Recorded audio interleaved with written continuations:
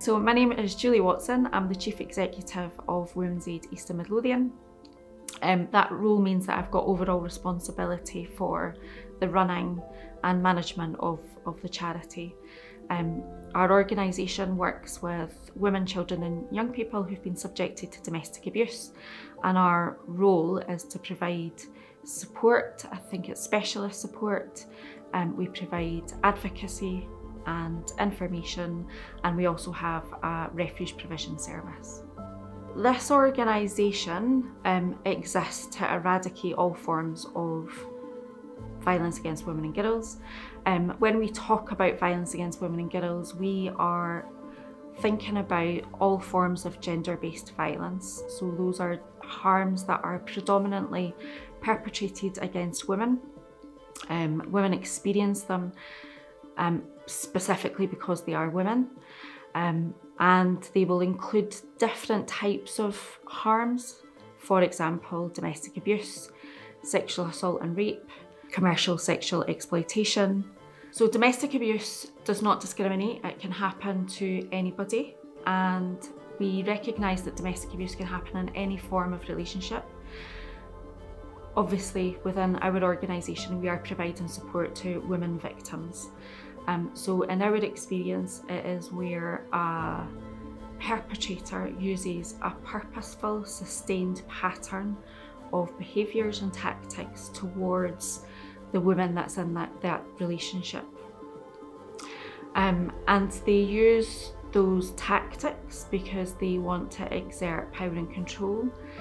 The tactics are designed to perhaps isolate victims, and that can be from support so that they can't escape from the relationship. It can be in terms of isolating from social networks, from friends and family. They will also try to strip away emotional, financial resources. So if I was to kind of explain what domestic abuse felt like and looked like, it's very similar tactics that get used in hostage type taking situations. We quite often refer to domestic abuse as intimate partner violence, intimate terrorism. And if I was to take someone hostage, I would do things like removing your phone, monitoring who you can and can't talk to, controlling what you eat, how you dress, how you behave. I might cause fear and alarm by doing things like stomping around the room, screaming, shouting, causing distress. I might try to humiliate you by calling you names, stripping you, assaulting you, sexually abusing you.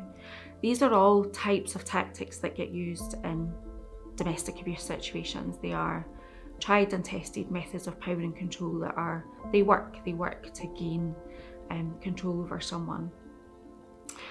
Within that, this is someone that you have an intimate relationship with, so it's someone that knows you well. They understand your strengths and your vulnerabilities, and they will use that knowledge about you to further that abuse. So for example, that could be if they know that I am an addict, then they might manipulate my use of alcohol, drug use. It could be that they know that I'm frightened of the dark, so they will do things like perpetrating abuse by turning all of the electricity off, making sure that a lot of abuse is perpetrated in the dark so that it further enhances how I feel. It can also be though strength, so it could be as someone who identifies as a feminist, it can be that if my perpetrator was to target any behaviour towards me, it might be about stripping away something that's really important to me, so criticising my belief and my value base and kind of taking that away from me and targeting everything towards and blaming that as a reason for why they are abusing me. Millions of women and girls face many forms of violence throughout their lives, including rape, female genital mutilation, sexual exploitation, and child marriage. Survivors of violence often experience a range of problems, from psychological distress and depression to injury, HIV, and unwanted pregnancies.